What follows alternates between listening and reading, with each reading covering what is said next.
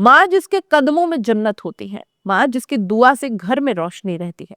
लेकिन डीग कामा कस्बे से आई यह खबर इंसानियत का दिल चीर देती है, क्योंकि यहाँ माँ को किसी दुश्मन ने नहीं, किसी बाहरी शख्स ने नहीं, उसके अपने 16 साल के बेटे ने मार डाला। वो भी किसके लिए? सिर्फ 7,000 रुपयों के लिए। जी हाँ, सिर्फ 7,000। 16 साल का लड़का होटल में मेहनत करके लौटा था, थका हुआ था, लेकिन सर में बस एक ही बात घूम रही थी, मेरे 7,000 रुपए वापस चाहिए। 1 महीने पहले कमाई हुई रकम अपनी माँ को दे दी थी। माँ, मैं संभाल नहीं पाऊंगा, आप रख लो।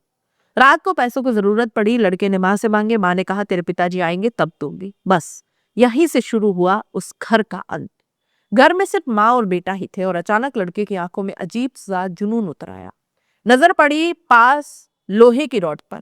अगले ही पल ताबड़तोड़ वार, एक के बाद एक सर पर। माँ दर्द में चीख तक नहीं पाई, कुछ मिनटों में खून से लथपथ होकर वहीं ढह गई और बेटा माँ को मरता छोड़कर भाग खड़ा हुआ। मृतका के पति सौराब सिंह हरियाणा में मजदूरी कर रहे थे। अचानक फोन आता है, आपके बेटे ने आपकी पत्नी पर हमला कर दिया है, जल्दी आइए।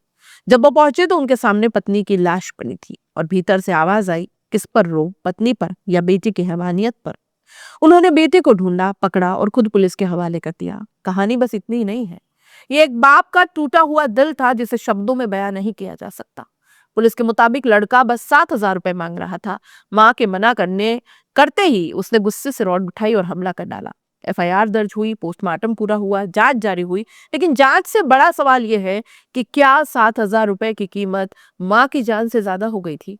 क्या गुस्सा अब इतना बढ़ चुका है कि बच्चे माँ बाप पर ही हाथ उठा देंगे? या फिर घरों में रिश्तों की दूरी इतनी बढ़ चुकी है कि संवाद बचा ही नहीं है? डीग का यह मामला सिर्फ हत्या नहीं है, हम सबके लिए एक आईना है। क्या आप इस केस पर सोचते हैं एक 16 साल का बच्चा इतनी बड़ी हैवानियत क्यों कर बैठा? कमेंट में जरूर लिखिए। जाते जाते चैनल को लाइक, शेयर और सब्सक्राइब जरूर कर दीजिए। नमस्कार। मैं काम पे था, मेरे पिताजी भी काम पे थे। मुझे रात के 12 बजे पता लगा कि तेरे लड़के ने ऐसा हादसा हो गया है और वो अपने होटल पे काम कर रहा था। होटल पे से आया था वो 5 बजे। तो मैंने कोई दिक्कत नहीं होगी, मैं अभी आ रहा हूँ भाई।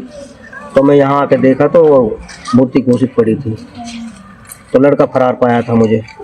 तो मैंने लड़के को ढूंढा, तो मैं तुरंत लड़के को ढूंढ करके मैं 3 बजे फारिग हो गया। तो मैं पुलिस वाले चौकी पर गया था, तुरंत लेकर के। मैंने कहा सर ऐसा ऐसा हो गया है। तो पुलिस तुरंत मौके पर आई थी, लड़के को दे दिया हमने, बयान लिया था पुलिस से और उसकी रिपोर्ट भी बनाई थी और उसका पूरा बयान ले लिया था। अपने मुंह से बयान दिया था लड़के ने, साहब ऐसे ऐसे मारी है मैंने। मारी क्यों थी? क्या रुपो? 7,000 रुपए की बात थी सर। अब से 2 महीने पहले वो अपने गांव के लिए गई थी और उसके लड़के की उसकी मुलाकात बरसाने में हुई थी। तो लड़के ने कुछ पैसे दिए थे उसके लिए। तो कल वो वहाँ करके तगादा कर रहा था उसको शाम को कि मेरे पैसों को दे। उसने बोली थी तेरे बाप को आ जाने दे तब पैसा दूंगी। तो उसने बर्दाश्त नहीं किया। पता नहीं उसके बाद में क्या हुआ था क्या नहीं हुआ था दोनों माँ बेटों के बीच में। मुझे वहाँ फोन पर बात मिलने से तो मुझे खत्म पाई थी सर। बार किया था वो सरिया था क्या था? वो सब्बल था सर। सब्बल था जी, लोहे का? लोहे का। और फिर पुलिस को आपने सौंप दिया उसको, लड़के को? हाँ, 3 साढ़े 3 बजे करीब मैंने उसको पकड़ लिया है। मैंने जब उसको पुलिस को दे दिया। मामला दर्ज हो गया जी। पोस्टमार्टम करके सुबह पोस्टमार्टम खूब बढ़िया तरीके से हुआ था और हमने उसको मिट्टी दी थी।